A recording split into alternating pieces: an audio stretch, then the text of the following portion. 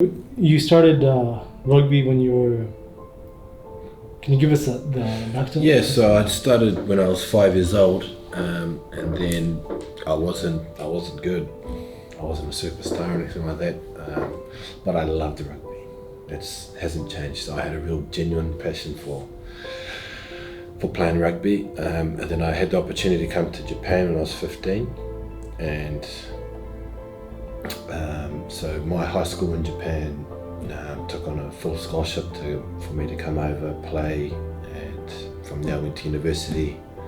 Okay, when you were 15 in New Zealand. Yeah. Was there other kids that had that offer to come to Japan that? Not really. No. It's just me, and they asked me first, and I said yes straight away. Okay. Yeah. Why did you? Why? I guess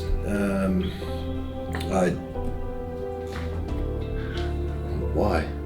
Just something different, I guess, like a new challenge, new environment, somewhere I've never been.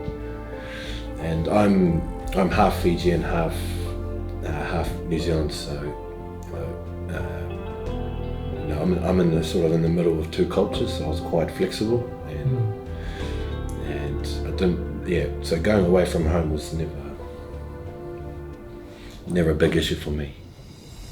A lot of people would just, I think, that's I'm kind of comfortable in my home and with my friends, with my girlfriend, whatever it is. But I was different. So my family was we weren't well off. We were probably below average. So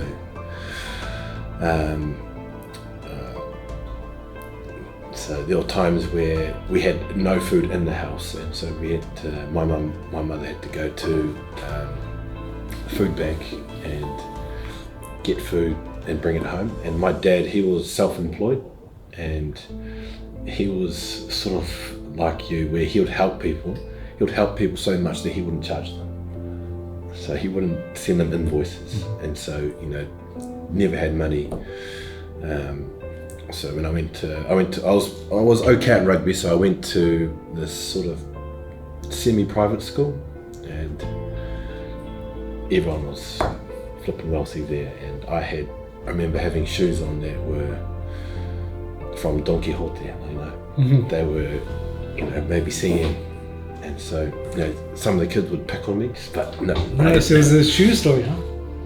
So yeah, so I guess having people make fun of me and things like that, and having nothing, and I wanted my family to help my family, so help my mum and dad, get on their feet, help my brother and sisters, and so I guess to make that happen, I guess I had to move to Japan and make it happen. And that was a driving factor for me when I left. I said, if I go to Japan, I'm going to be number one. I can't be number one in my sport, but I'm going to be number one. And there was another sort of turning point at high school where my house burnt down. So our family house in New Zealand, that burnt down, and so my high school coach actually went out to all the high schools in Hokkaido and asked for money to, what do you call it, like charity sort of thing, and got a whole heap of money and sent it to my parents. So at that point now I said, shit, I'm gonna do everything I can to pay these guys back. Only way I can really pay them back is if I get good at rugby, play for Japan, and show them how much it meant to me. All that kindness they gave to me in that 3 years at high school. That's the only way I can really pay them back. So it's really, realizing and accepting that chance, and then it's that payback of good, right? Yeah, payback, and that was a massive driving factor for me, and it still is.